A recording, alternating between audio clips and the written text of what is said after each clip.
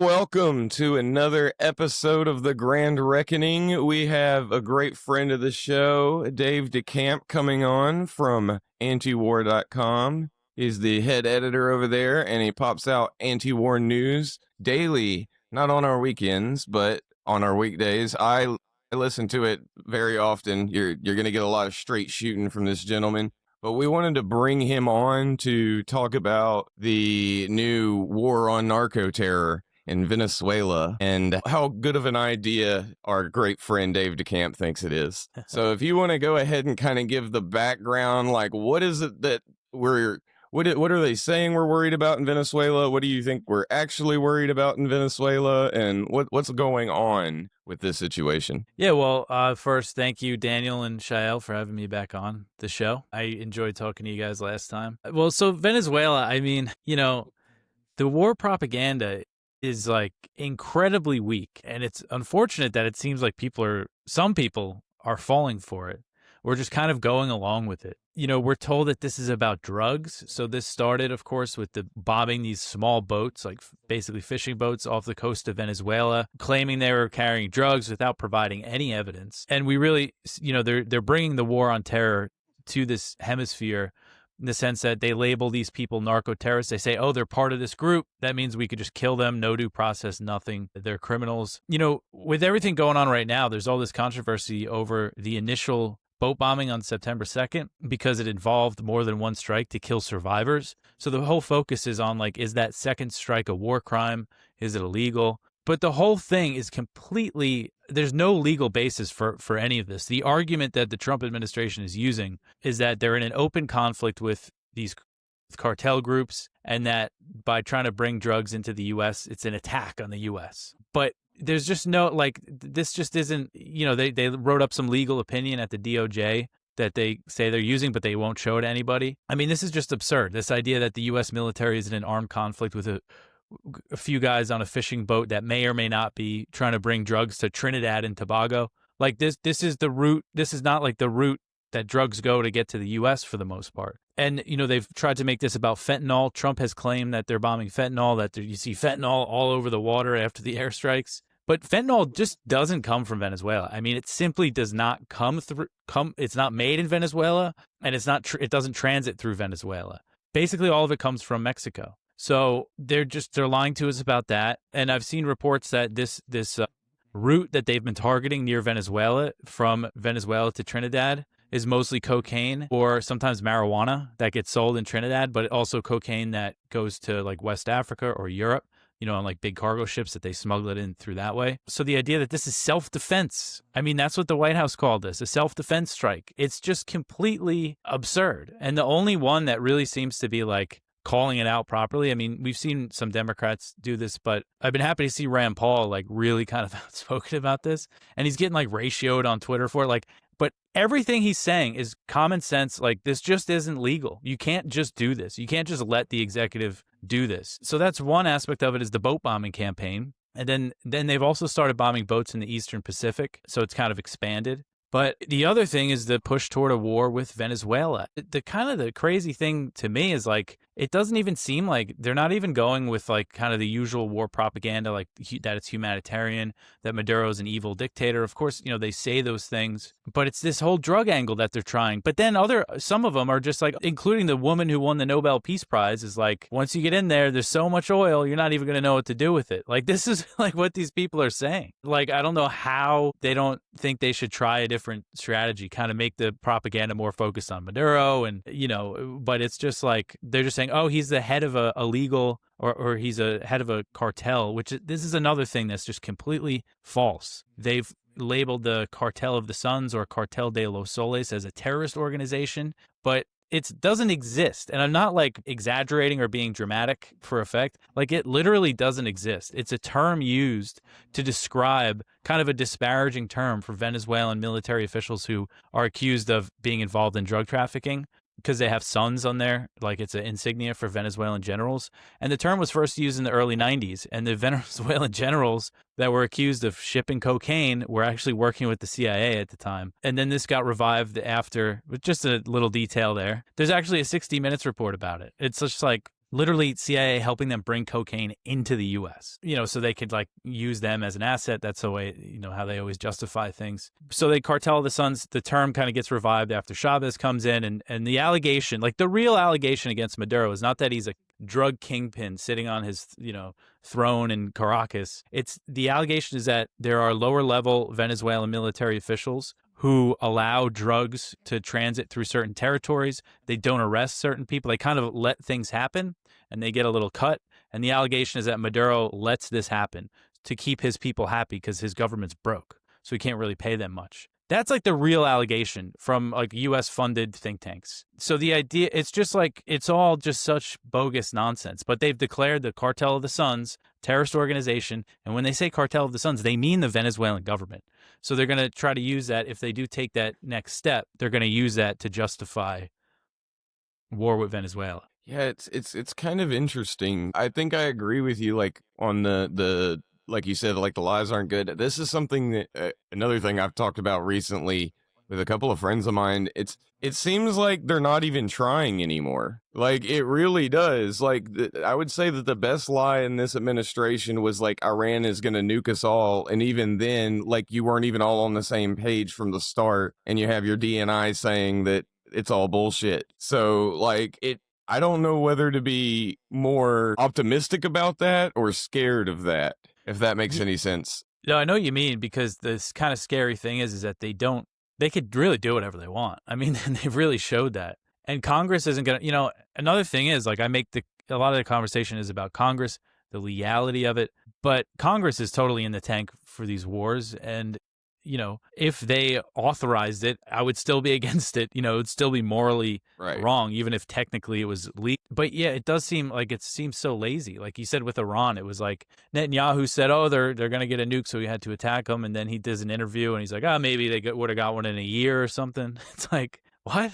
Like this is your like that's kind of my point is there's like all kinds of, and I'm not talking smack here. I know every government does this. So it's like the Israelis are fabricating intelligence on that. Like we can't make a phone call to the CIA and be like, "Hey, trust me, we have, something that is going to be debunked in 2-3 years." It's like the lies aren't even, they're not even trying. You know what I mean? Look, there's a deep ineptitude with the Trump administration. And I think a lot of the reason that they're not building it up is because they can't. They don't know. Well, I would say the Israelis are kind of doing a lot of the same stuff. Like, again, like the lies just aren't good. That's kind of what I'm saying. Like the Israelis are getting increasingly bad at it as well as that Trumpian culture takes hold. If we look at how Netanyahu built consensus for fighting against Iran since the 90s in Israel, I can tell you it's been incredibly successful, to the point where even liberal Israelis think that Iran is the biggest threat on earth. This has had none of that. But I wouldn't see that as a good sign, because that's just their inability to do things right. I mean, if you think about some of the foreign policies the United States has had that have been very important under the Trump administration, like bombing the reactor in Iran or supporting, to a great extent, Putin's position in Ukraine. On neither of those things have they been able to construct a coherent rationale to the American people, even one that's not that convincing, but just is coherent. So I don't think that's going to stop them from attacking Venezuela. I don't think they're aware of the fact that in order for a military operation to succeed, you need widespread support. That's not the way they think. Well, and you also see them, I mean, just saying things that are just like, I think are like insulting to the intelligence of the average American. Trump says, "Oh, for every boat we blow up, 25,000 lives are saved in America." And like they repeat this. The Pentagon said that the other day, and we've blown up 21 boats. So it's like, yeah, we've saved so many hundreds of thousands of lives. What's her name? The Department of Homeland Security, Kristi Noem. She said the other day that you've saved millions of lives with these boat strikes. It's just like, what are you talking about? Like, it's just such BS. And it isn't coherent. And you see right now with this whole thing, Pete Hegseth, man, I mean, he is just such a clown, the way he talks about these things. Like, this report came out that a second strike was launched to kill survivors on a boat. This was something, by the way, that was reported way back on September 10th by Nick Turse at The Intercept, that initial strike involved multiple strikes to kill survivors. But so the report comes out, he says, total fake news. The Pentagon says the whole narrative's fake. And then like the next day, the White House is like, yes, there was a second strike. And then he blames it on the admiral. He says he wasn't in the room and he's like, oh, it's a fog of war. We didn't know. You don't know, about that in the press. You sit in your air-conditioned offices. It's like, pretty sure you were in an air-conditioned room when you ordered this murder on the high seas there. And like, it's just, it's like very buffoonish, the whole thing. Why do you think that watching the thing through a TV? Yeah. Why do you think that this double tap element finally broke through and got some attention when it was reported late? I'd heard about it earlier too. What is it about that? And is that going to lead to any more fierce reaction to this operation, or is that just to try to show they're doing something? Yeah, I don't know. It is weird how it got all this attention. Like the Washington Post had this big report, and this could be from, I think, people within the military, within the chain of command that are involved in this might be a little uneasy about the whole thing because the legality of it is just, it's not legal. It's just very clear. So maybe they leaked this to the Washington Post. And the difference between the Intercept report and the Post one was that the Washington Post said that Hegseth gave an order to kill everybody. It didn't actually say that was specifically his order, but that was what one official said. He said the order was to kill everybody. Who said the order was to kill everybody? At what level were they? So I forget exactly, but it was one of the Washington Post source says that it was Hegseth's order to kill everybody. And that seems to be the last thing that they're denying about the report, is that he gave the order to kill everybody. But from what I understand, my guess, not really a guess, but from what I've gathered from it, is that he probably gave an order, to have for it to be lethal and, use some kind of different language, more military speak to basically say that, don't leave survivors. It's an anonymous source. So we don't know at what level it is. Yeah. And then denied by the admiral in charge. I believe it, but yeah. Yeah. Like I said, I think it was probably some like different language used, but that was essentially it? According to that. Thinking of Hegseth, I could see him giving that order. And actually, his initial response to the report was like, we're going to continue killing narco-terrorists. It's like, huh? And then he denies it in like another post. I think we need to be very clear on who Pete Hegseth is. Pete Hegseth is a person who was hired by Trump because Trump was very enthusiastic over the fact that he tried to get American war criminals, pardoned. That was his main agenda on Fox News. And perhaps most importantly, the part of his agenda that most appealed to Trump, he has said, influenced him to hire Hegseth. So when he brought Hegseth in, what Trump was envisioning was a United States military that will commit war crimes habitually as part of its policy. Do you agree, Dave? I didn't know that, I knew Hegseth was involved in that, I forget the guy's name, but that one guy pardoned. But I didn't know that Trump picked him specifically for that. Yeah, you should look into that. Yeah, I should. Wow. So, I would say this is kind of the Trump military doctrine. And what we talked about last time, with Somalia, they come in and they just lift all the constraints to ramp up the bombing campaigns. And we've seen them commit criminal acts already in Yemen, which nobody seemed to care about. You ask, like, why is it this strike on this boat that so many people care about? In Yemen on April, I think, 18th, the U.S. bombed a fuel port. A civilian target, killed 84 civilians. And this has been confirmed by Air Wars that do very methodical work, that they were all civilians. There was reports that rescue workers showed up and they got hit. So that it was a double tap airstrike. And Air Wars confirmed that at least 2 of the people who were killed were rescue workers. And the U.S. military put out... When were the rescue workers killed?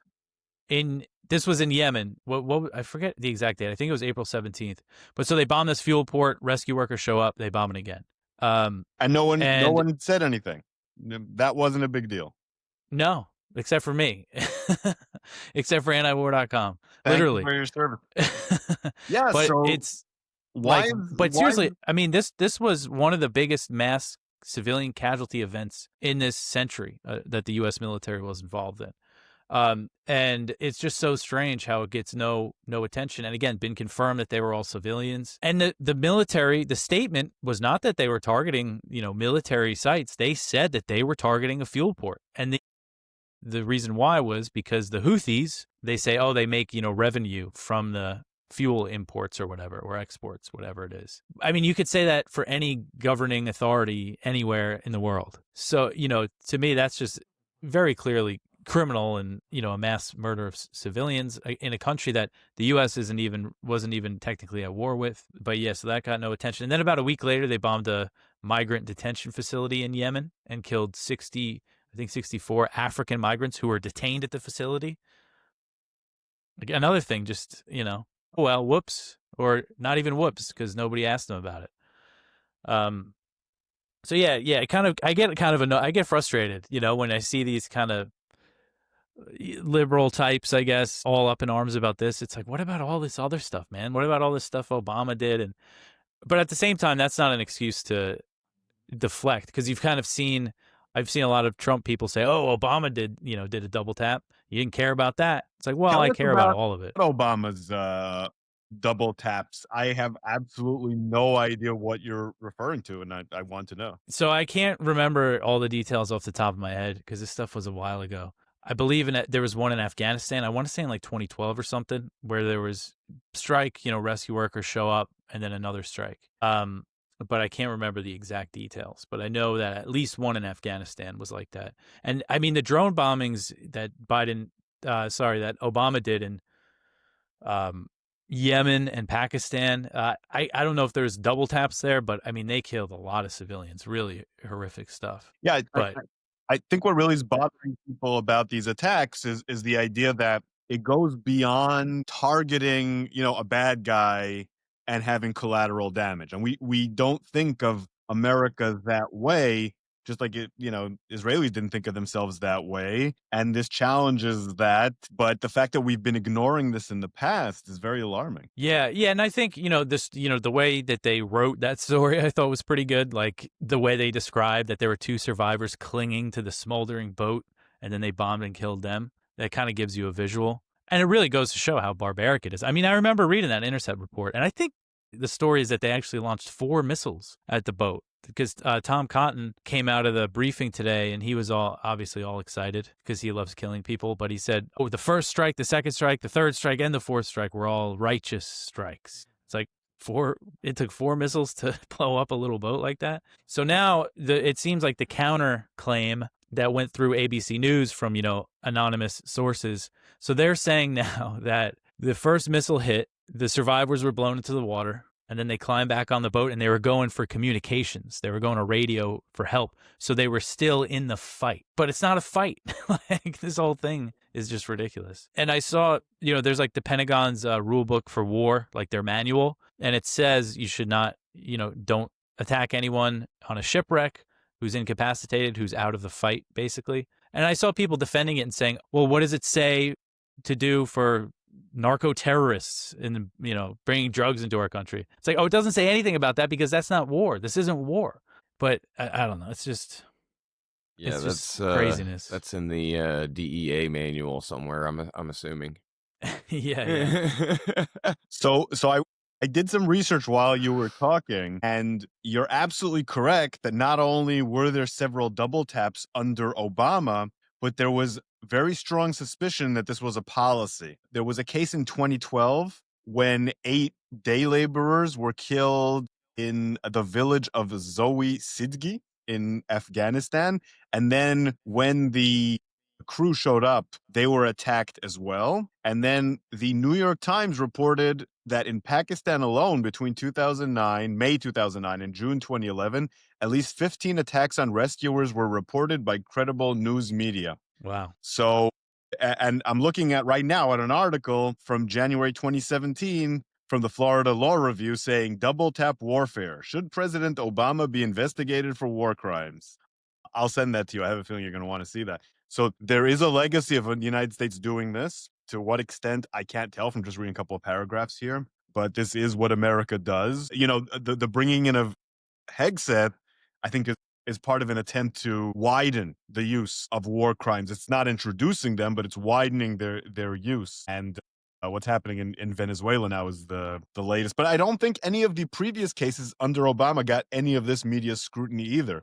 Correct me if I'm wrong. It says here it was reported, but I don't remember it being an important part of the discourse. Well, I would say a lot of the reason there is because the ground was ceded. The left didn't really want to attack Obama because they were happy to have Obama. And the right were literally saying he's a weak little pansy on war and he won't fight the way we want him to fight while he was escalating the war. So it kind of made it to where it was just kind of the quiet corner of like the hardcore anti-war leftists that were screaming, but and us libertarians. But other than that, But basically, even it was those kind who of were just complaining seeded. about the targeted assassinations in Pakistan, I don't remember the double tap being an important part of the conversation, even though that is a clear war crime in a way that targeted assassinations are not, because you can build this sort of construct of supposed legality around them. Let's move aside whether it's real or not, but you can build that construct. You can't do that around double taps. It's just a Mhm. complete violation of international law. Yeah, and now I still can't get over that Israeli double tap strike that was like on camera, that was like broad on a live broadcast. Yeah, well, that's been Israeli policy for a long time. It's just usually not caught on camera. And then their story was, oh, we bombed a Hamas camera. That was their claim. A Hamas camera. Well, They were at It double what was a tapping Reuters a camera. camera. yes. That's Yeah. Never mind that there's people there next to it. You know, they're even assuming that was true, which, you know, there's proportionality. In order to take out a camera, which you think is harming your soldiers, which is a thing, by the way, you can't kill people to take out a camera because the amount of damage you're doing is not proportional to the military advantage, right? But of course, they weren't trying to take out the camera. We all know they were not trying to take out. Yeah. So what the Israelis have done a long time ago is they decided that because Hamas have used ambulances for their purposes in Gaza and in the West Bank, that every Palestinian ambulance is a legitimate military target. Now, they may not say that to the media, although I've heard them say that to the media occasionally, but that is how they talk about it in internal conversations. I can tell you that from sources that I've talked to. They definitely consider it to be a military target, so they don't take it into account as a civilian one. And that's the kind of chicanery that we could end up seeing the United States use as well, because if you the targeted assassination structure that Obama used in Afghanistan and Pakistan was taken completely from the Israeli playbook. A former military advocate in the IDF called Daniel Reisner came up with the legal justification for that in 2002, I believe. And that was then used by Wu and other people in the Bush administration and then adopted by Obama. So what Israel does is tends to be at the vanguard of war crimes. And unfortunately, I think we're seeing here too. well, I would say we did that same kind of thing in Vietnam. But go ahead, Dave. I was going to say, so with this Venezuela thing and bombing these boats, another reason why it's, getting a lot of attention is that it's new. It hasn't been normalized yet. These airstrikes and drone strikes and everything over there in the Middle East and Africa, people have just kind of stopped caring about it. We've all, not we, but people have moved on. But now this is, a new thing. And so I think it's good, that it's not going to be just normalized. I just saw right before we started recording, they bombed another boat. They put out the video. So they're still proudly doing it. But hopefully the scrutiny stays up so it's not normalized. And the big thing that I'm hoping for is that this whole scandal, whatever it turns into, is going to slow them down from going to war with Venezuela. Like, maybe there's too much heat on them right now for that. But they also kind of seem a little confident in themselves, even with everything going on. So I don't know. Let me ask you something about what's motivating this. So obviously there's oil, but there also seems to be undercurrent of neocon influence. And I think people forget often when they analyze the Trump administration that Marco Rubio has more power in this administration, on paper at least, than any foreign policy official in American history since Henry Kissinger, right? We're talking about an individual who is both Secretary of State and National Security Advisor, which institutionally means he runs everything but the Pentagon. He runs the entire strategy and policy. And he is a neocon. He's pretending to be somewhat America first for whatever reason, but we all know he's a neocon. And he's running the policy. Are there other people who are doing this for old school regime change? And how aware is Trump of this? And I don't know, what do you think What do you think the role that plays in the motivation is? Yeah, well, this is Rubio's like dream regime change in Venezuela. And, people, were trying to sell me on Rubio turning into a realist, like when the administration first got started, but I did not buy that, and I'm happy I didn't fall for that. But I know from all the reports, apparently Stephen Miller is a big force behind this too. He's very supportive of it. Why? I don't know. I mean, because his whole thing is immigration. I mean, doesn't he think that a war in Venezuela is going to cause another migration crisis? But he seems to be into it. And then, but what I really think, so there's a few motivating factors. Obviously, the oil, just the resources in general. Venezuela's got a lot of them, a lot of money to be made for American companies. And then there's the whole kind of Russia-China thing. They see Maduro as an ally of Russia and China, although he seems to be very willing to work with the U.S. and make deals with the U.S. But what I think is like the main driving force here is kind of this political faction that Rubio represents. He's the son of Cuban exiles, and they are a very strong, not so much now that Florida isn't really a battleground state anymore, but for a long time, they were a huge factor in American elections, and they want regime change in Venezuela. And Rubio and others of his ilk see it as like, if we take Maduro down, then the Cuban government's going to collapse because they're not going to have support from him anymore. And Nicaragua's next. And it's like kind of an ideological thing of these Cuban, Venezuelan-born or sons of, first-generation Cuban Americans. They're the reason why we still have an embargo on Cuba. I mean, how many years after the Cold War and what those sanctions have been in effect for 60 years or so, and they haven't done anything to change the government. I mean, it's just hurting the people there. But so this contingent is very influential. And then, of course, you have kind of, they work well with just kind of your hawks or your neocons who just, want the U.S., who probably view it more along the lines of, this is our we need to dominate South America, and this guy's aligned with Russia and China and Iran, so we got to get him out of there. And then, of course, all the oil interests, so it's kind of, that's like the alliance here that we have. And, you see these people like Maria Salazar is her name. She's from Miami. Her parents were from Cuba. She was born in Miami. And she goes on the news and says, just spits out whatever she could think of to convince people that this is a good idea. First, she says oil, she said it's going to be a field day for American companies. And then she said, Maduro, this is a launching pad for Iran, for Hezbollah, for Hamas, for North Korea, for Russia, for China, like literally just throwing out whatever country she could think of. And then she said at one point that Maduro's sending uranium to Hamas.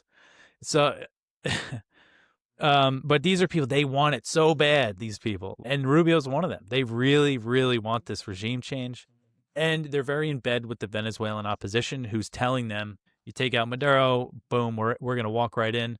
But it's the same people that told them back in 2019, if you recognize Juan Guaido, impose all these sanctions, Maduro's days are numbered. And they didn't even come close to getting him out back then. So I see no reason to believe them that if he's taken out, that it's just going to be a cakewalk from there. What is the domestic political position of Maduro in Venezuela? How popular is he? How much support does he have? How much support does the opposition have? I'm finding it very hard to even begin to figure that out because everyone is, dispensing propaganda on this. Yeah. So they say Maduro stole the latest election, and there was like these counts that showed the opposition won. So that's the claim against him. And it's tough to really know how popular he is. I mean, Venezuela's economy has suffered so badly over the past couple, decade or so. So usually when that happens, people aren't very supportive of the government. But there is a contingent in Venezuela, the working class, poor people who are reliant on subsidies and from the government that, and he does these rallies and stuff. It seems like he's got some support there. And there's this like pro-government militia that he says has millions of members that are ready to fight. And I do think, as we saw in Iran, kind of the rally around the flag effect, like if the U.S. invades or starts bombing, people don't like that. Even if they don't like their president, even if they think they stole the election, they don't like foreign powers coming in and changing things and trying to, take them out by force. And I don't think it's necessarily going to be like, I mean, who knows? I really have no idea. I don't know enough about the internal politics of Venezuela to say, but my gut feeling is that if they do, like, say they just take out Maduro, they bomb his palace, he's dead, all of his inner circle's dead, and the U.S. captures some air bases. I don't think it's going to be like, Maduro. What would you call someone who supports Maduro? I was trying to think of a name for it. Maduroists. I don't think it's going to be them. Like, that's not going to be. Yeah, Madurites. I don't think they're going to be like the or Chavistas, I should say, because Hugo, he's the successor to Hugo Chavez. I don't know if it's necessarily going to be ideological like that, or if it's just going to be people, wanting to fight against the U.S. invading their country. But again, who knows? And then you have the other element in Venezuela near the border with Colombia is these kind of guerrilla groups that control territory along the Venezuelan-Colombian border. And they could, I think, certainly benefit from destabilization in the country. So, I would bet we would probably see drug trafficking and stuff increase if the U.S. destabilizes Venezuela. Drugs and refugees. Go ahead. Yeah. Yeah, I mean, that's what's happened in Europe after all of the wars that we've had over there. And I mean, like, people are complaining about the Somalian refugees apparently recently. And I mean, again, like, that's from the incessant bombing, like, you're telling these people you want them to go home. Well, I mean, it's on fire. So, like, what do you, this is kind of what I've said it before, is the default position of someone immigrating is that they want to do what you're doing. And the only way that you get different motivations for immigrations is when you start having people running from something, and lighting their home on fire is a good way to do that, and that's what we're going to end up causing in Venezuela, which is, like we've been talking about, right in our backyard. And like I said, and these are not going to be people who are happy either. These are going to be people with a chip on their shoulder because their home has been lit on fire. So I don't see this going great if we push it. Yeah. And, it's one of those things, like, it seems almost too crazy. Like, for that, are they actually going to do this? Like, because I see some people, downplaying it, saying it's all just hype. They're not really going to do it. But they are. There's already, like, kinetic military action happening. They're already bombing boats, and they keep building up forces in the Caribbean. They're constantly flying bombers near Venezuela now and conducting drills. They were firing missiles off helicopters the other day. I mean, they're preparing for a big war here. They didn't deploy these forces to bomb these little defenseless boats. So yeah, I think something's probably coming, unless this scandal kind of gets out of control. Or maybe that'll make them want to do it quicker, do it faster. So you mentioned Colombia, and I wanted to ask about that. What can you tell me about their role here? They're threatening Colombia as well to some extent. Is Colombia more involved in the drug trade? Shouldn't they be a bigger target to begin with? Does Colombia and Venezuela have some kind of alliance and cooperation? What's their role in all this? So it's funny that you said that, because at some press thing the other day, Trump was like, I've been told that there's a lot of cocaine being made in Colombia. Yeah. Like, oh, really? You just learned that, huh? Like, he was told that in the 80s, I believe. Yeah. So he said, oh, we might take some action there. But yeah, cocaine. Colombia produces the world, like 90% or more of the world's cocaine. It's kind of interesting, the whole dynamic with Colombia, because the U.S. and Colombia are historic allies. They've been very close for a while. Military, cooperate militarily. Joe Biden declared them a major non-NATO ally. And they're still very close. The security relationship is very close. But you have this president, who's like a left-wing president who's been, at odds with Trump over kind of all sorts of things. And he's been very outspoken against the bombing campaign against boats, and also the push toward regime change in Venezuela, because Colombia always kind of went along against Venezuela since, like, the Organization of American States, which is, like, I forget what exactly we would call it, but this kind of grouping of North and South American countries, all kind of went against Maduro, except for, like, Cuba and Nicaragua. But now you have Petro in there, who kind of throws a wrench into the works. But I think a lot of this is kind of bluster, and his term is up in August 2026, and then he's out.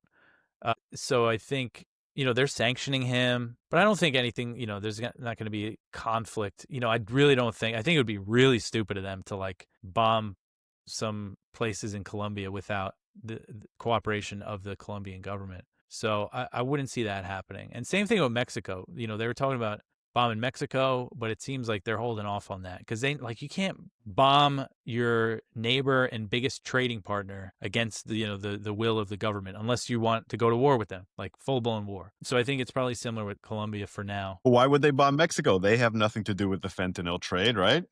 Mexico? Yeah, let's talk a little bit about Mexico and China. There's two major countries in the fentanyl trade in the United States, as far as I understand. One of them is China, which creates the chemicals and imports those chemicals, I don't know exactly how, from China to other countries. And then you have Mexico, where the process, Breaking Bad style of creating that fentanyl seems to occur. In the case of China, the United States had quite a bit of leverage over them as they were negotiating a trade deal, but they did not emphasize the fentanyl element anywhere near as much as the Biden administration did in these negotiations. That's one of the reasons they succeeded, because China is very hesitant to do anything about it. And as for Mexico, as you said, the threats they had of violence against them seem to have faded. Meanwhile, they're focusing on Venezuela, which has nothing to do with the fentanyl trade. So what do you make of that? Yeah, I mean, with Mexico, I know they have increased, cooperation with Mexico, and they've increased law enforcement operations with them, and they're flying surveillance drones and stuff over Mexico, again, in cooperation with the government. So I think the fact is that they're just cooperating too well. So they're not going to see it, but they're also against airstrikes. The president has been very clear she doesn't want that. So I think it would just, we're just kind of actually getting along with Mexico too well, I think, for them to just start trying to bomb fentanyl labs. And they're just continuing police work, law enforcement work, kind of the old fashioned way that they do things. But it seems like something they want, and Trump does say a lot, we're going to start strikes on the land soon. We're hitting all the stuff that's coming on the water.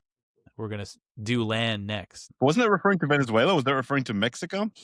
So the thing is, it gets reported a lot that he's talking about Venezuela, and sometimes he is, but he said that so many times. But what I've heard him say, like he's talking about in the context of drugs coming to the U.S., he says, we're getting drugs from, that are coming in through the water, we're hitting them, and then we're going to do land next. And I mean, the fact is, no drugs come from Venezuela, and go on the land through like that, this just doesn't happen. So would he bomb drugs as they're on their way into Venezuela? Like, I don't know. Like there is some small amount of cocaine production in Venezuela in the border region near Colombia. But I think that's what he means. Like when he says that on land, he's talking about drug shipments coming on land.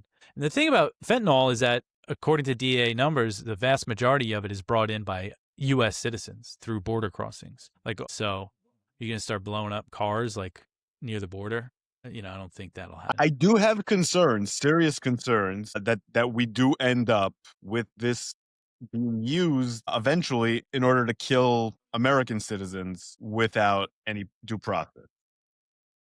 I think the fact that you mentioned blowing up cars of people coming in as absurd, I don't think they see it as absurd. I think that one of the motivations here, this is what I really fear the most, is to move the Overton window of what you're allowed to do without due process. And we're seeing a lot of that just for the sake of doing that. I think in the way that people are being deported, who's being deported, now in the sense of who's being struck and the justifications for them being struck, justifications for the use of force, justification for sending in American armed forces into American cities.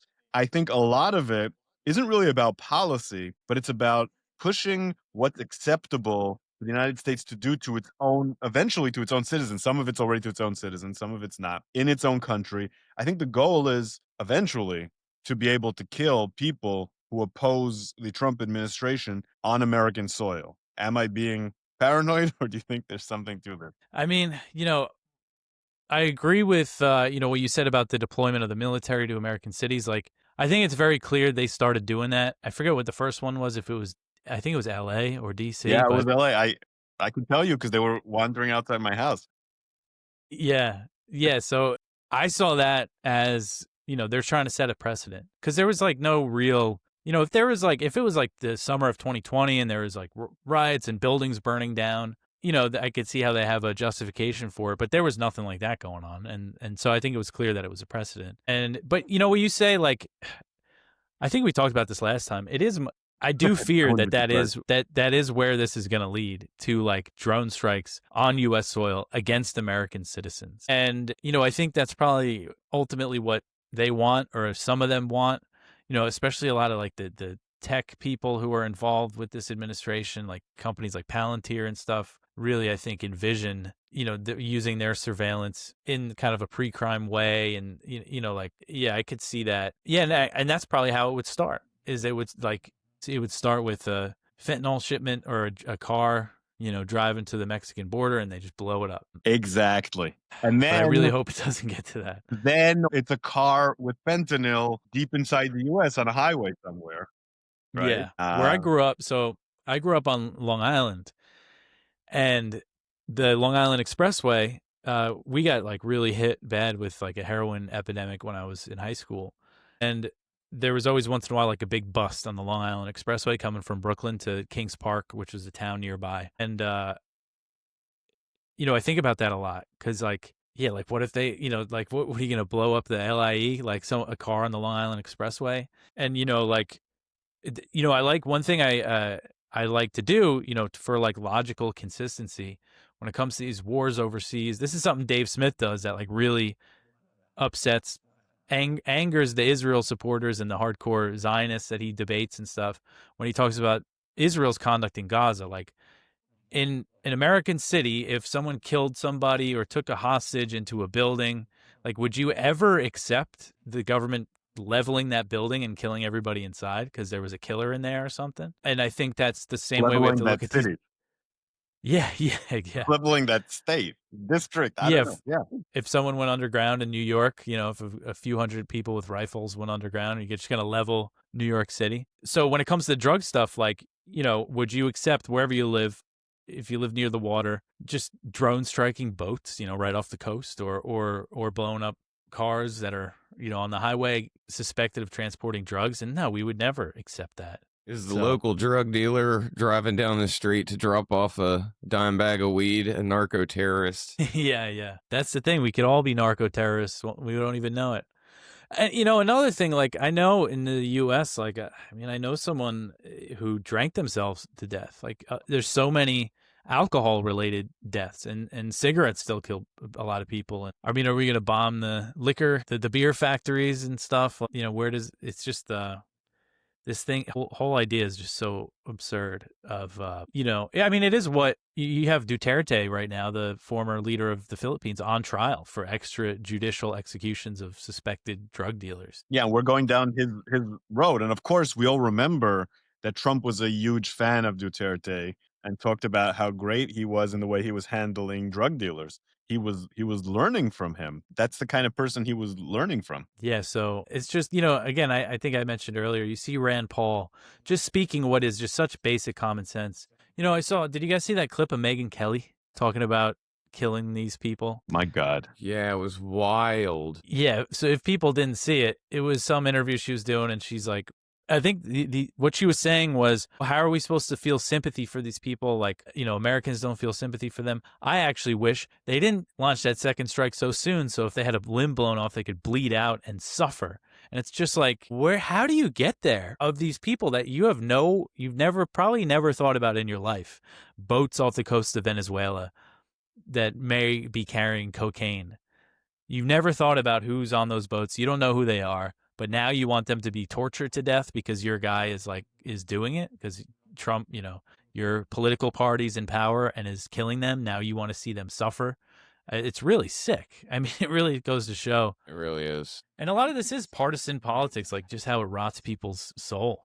I think it's far beyond that with Trump. You know, look at what's happening right now with the Somalis. The whole machine of this movement is fed on hatred. And it almost doesn't matter what the focus is, as long as it's not white people. You can focus it on any random not white person, or I guess transgender person or someone other, and the target almost doesn't matter. Just the hatred is almost the point of the entire movement. Yeah, and this is perfect for them, because it's like, I mean, that attitude that just like, oh, who cares? You know, you know, like how flippantly people talk about this stuff. Pete Hegseth tweeting out that Franklin the Turtle book cover, Franklin kills narco-terrorists. It's like, dude, you're killing people. Like, do you understand that? Like, you're taking a human life and you do it this flippantly. You know, I that's saw really somebody replied to evil. that with Franklin considers watering the tree of liberty. Yeah. I saw a few Franklin goes to The Hague responses, which I But of course, no one's going to go to The Hague. The Hague is only Asian and African leaders are going to go there. even that might not happen if this administration has its way and continues to sanction the ICC, because they say it's about Israel, but they're trying to make sure that they're never going to be held accountable for their crimes, them and their allies, creating a complete lack of accountability by sanctioning the ICC. And it's working. I was reading an article about how ICC investigators and people who work for them are unable to collect pay, use credit cards in not only in the United States, but also in Europe. They're sabotaging the operation of the entire organization. They're sabotaging the rule of law globally. Well, I know you got to get out of here, Dave, because you got some great content to make. I don't want to hold you too late. I really do appreciate you coming on. What do you think folks could actually do to address this, just as a nice closing remark from you? Yeah, well, I'll say, and, you know, we're going to keep it close on this at antiwar.com. We do have these war powers resolutions that have been introduced now in both the House and the Senate again. And this is a bill to block Trump from attacking Venezuela without congressional authorization. And I think with the whole scandal happening, you know, they failed before in the Senate. I think they only voted on it in the Senate. But I think with the whole scandal, they might get a few Republicans to flip and support this bill. So you could contact I mean, I know it sounds like stupid saying, oh, contact your senator. But when it comes to these specific bills, you know, it's easy to tell your senator and your House representative to support it. Because, you know, again, that's something that I think could slow down if they pass this bill, that could slow things down or prevent war with Venezuela, which is important, I think. And, you know, another thing about this administration, they seem to pay attention to the kind of what their base thinks, to what's happening on social media, in a way that I haven't really noticed another, you know, I didn't notice the Biden administration did that.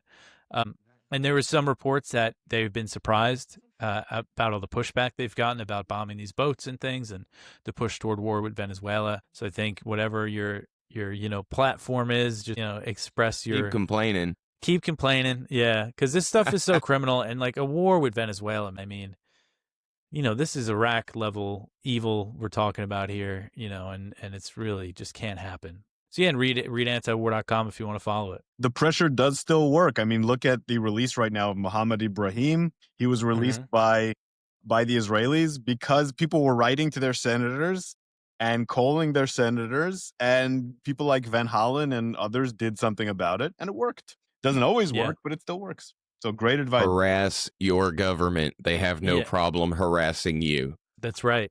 And I do think now, again, with the scandal, with these investigations, it's in the, you know, I think it's if they're also hearing a lot from their constituents about it, you know, it could impact things. Absolutely. Dave, what a pleasure. Thank you for coming on. Everyone check out his stuff on antiwar.com. We're big fans here. Friend of the show. We appreciate our unofficial third chair coming in.